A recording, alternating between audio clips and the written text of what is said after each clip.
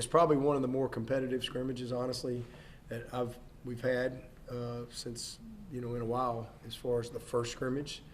For whatever reason, sometimes that first scrimmage, and it's, sometimes one side, it just has a better day than the others. But I thought there was moments I was, from my seat, I was mad at the offense and I was mad at the defense, and then I'd be happy with the offense, then I'd be happy with the defense, then I was pissed again.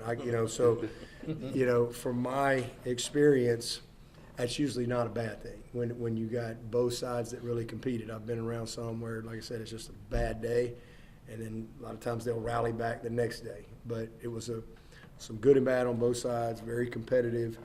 A lot of guys flashed, and got some really good work. All the field zones. That was one thing I wrote down. Plus running backs. I think the running backs were very productive today. Very productive group. Again, I know nobody thinks we got good players there, but I like our running backs. I think we got a good group, and I think they can all help us. Yeah. He's trending in the right direction, man. I mean, I'm really pleased with him. I mean, I knew we'd have to just get to pads. I mean, he's an athlete, all that stuff, but I just, how's he going to take to the pads? And he's just looks like he's a natural. I mean, we got some technique things to clean up, playing a little lower and stuff like that. But he's physical, just comes natural to him. He's willing, he's not afraid. And he's really improved. I mean, he's getting better every day. I'm very pleased with his progress. I know it. It's crazy, and it's just one of those really cool things.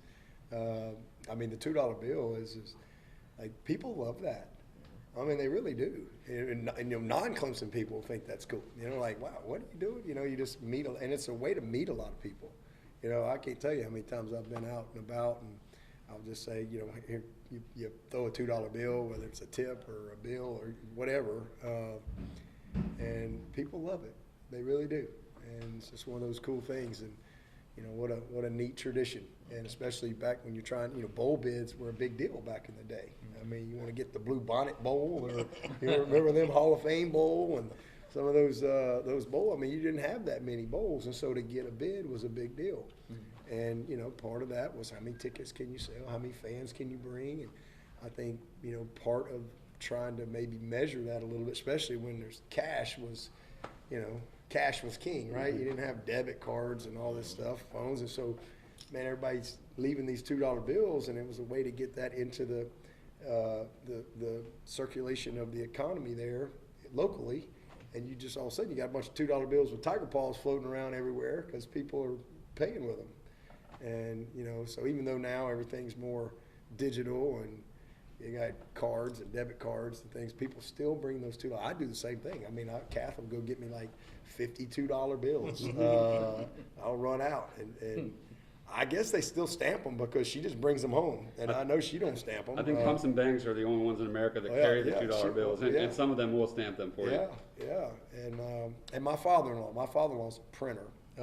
He don't print money, but he loves to get those $2 bills, and he's got the stamp. So he constantly goes to the local banks there in Hoover, Alabama, and he's got a little quick copy printing, but he constantly goes to those banks and gets $2 bills, and he stamps them and he hands them out. He hands them out all the time. He's 83, and he hands $2 bills out to everybody in Hoover, Alabama. And you know what? And that was something that started with George Bennett. I mean, that's pretty cool.